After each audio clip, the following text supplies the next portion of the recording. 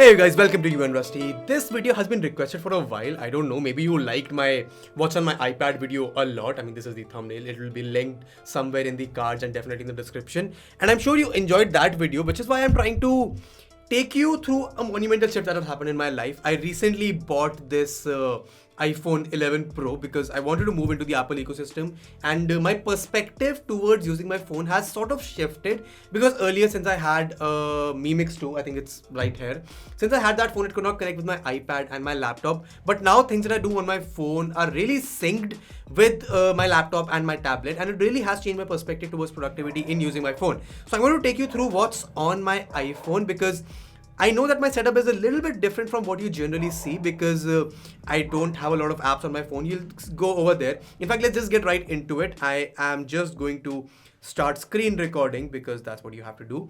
And okay, you can see my control center right now. It is connected to Wi-Fi. It's at 87%. This is my lock screen. It doesn't have any notification as of moment, but it has a wallpaper. This wallpaper is an Apple wallpaper because it has a dark mode built into it. So when it goes dark, when the sun sets, it turns blue. But I'm going to take you to the home screen. This is not actually the home screen. This is my first home screen, and you might be noticing that there aren't any apps on my home screen right now, and that is why I consider my setup to be a little bit unique. So let me take you through it. I'm going to take you through the leftmost pane first. This is a photo memory from my school trip about 9 years ago. This is a screen time usage chart. It's a widget that Apple gives you, and then there are a couple of more widgets on the bottom. It's about my steps, my investment, my Snapchat. Okay, but this is the main home screen that I have, and there are a lot of widgets. There is a lot going on here, even though it doesn't look like it is. So on the let's start from the center. I mean, it says New Delhi right now, but this is my widget where I check the weather. It's really important to check the weather because you have to go through and check the AQI, which is fairly bad right now, and because I've been in London and I miss London sometimes, so I just go check the weather over there. This is the clock on the right, and it also has a world clock into it because I just like to know what time it is in the world. This widget on the bottom is comprised of two things. The two apps that I consume content on my phone on. First is Spotify. It has my playlist and my podcast. And then this is the Kindle app, the Kindle widget, which I am currently reading a book on. Maybe you see a book review on this, on The Metamorphosis by Franz Kafka on this channel. Maybe you don't. But these are the two widgets. On the top over here is the widget that I use to glance information. The calendar widget, which tells me about the events that I have. I do not currently have anything scheduled on the calendar today. And the other widget is the battery widget, which tells me about the battery on my phone, on my Bluetooth band. And when I'm connected to the iPad, it also tells me the battery on my iPad, the Apple Pencil, sometimes on my headphones as well. So it's a really handy widget, which comes off use just when you want glanceable information. On the second screen, a lot is going on actually. I've got a lot of widgets over here, so we'll start from the top. On the top is the reminder widget. I have to message Ali Abdal for the scheduling of a recording of a podcast. I have to cancel Apple One because I'm on a trial mode, and I have to follow up on a Juggernaut offer because my Airtel Wi-Fi gives me something, and I've written an email. So these are the reminders that I have for the day. There are 3 widgets over here. I also have a screen time widget here because you don't always open the leftmost page, so you have something over here. And the best part is that these widgets auto rotate. They glance over whenever you have. And then it's the map widget. It says mirrored. It's not currently showing my location, which I'm grateful for, otherwise I would have to edit it out. But okay, the last widget on this home screen is a shortcut widget. So I've got the 4 most used shortcuts that I do. One is reading mode. Whenever I am going to bed, I just turn on reading mode, and it wants me to tell you how many minutes I want to read for. So for the sake of this, I'm going to turn 20. It's going to turn everything off, do not disturb, Kindle open, and it'll take me right into my book just at the press of one button. So that's shortcut number 1.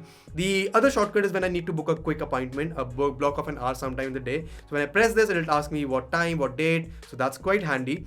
The Shazam shortcut is also pretty interesting if I want to listen to what song, or I want to identify what song I'm listening to. And then it's a take a break section, which will just ask me how many minutes I want to take a break for. I do it, and the phone goes on do not disturb, and I can go relax and take a break. So these were the home screen.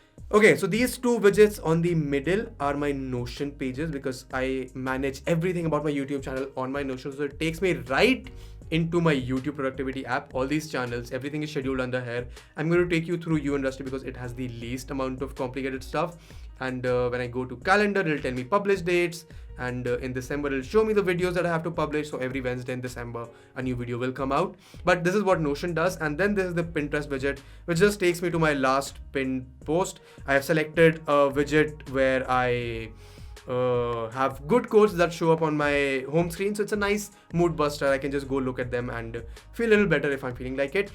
Okay, now I want to come to the reason why I do not have any apps on my phone. So when you have apps on iPhones, right, and when you open them, you see these notification widgets that come up, and I find them really irritating because it makes me want to, go into the app and spend a lot of time on Instagram, which I try not to.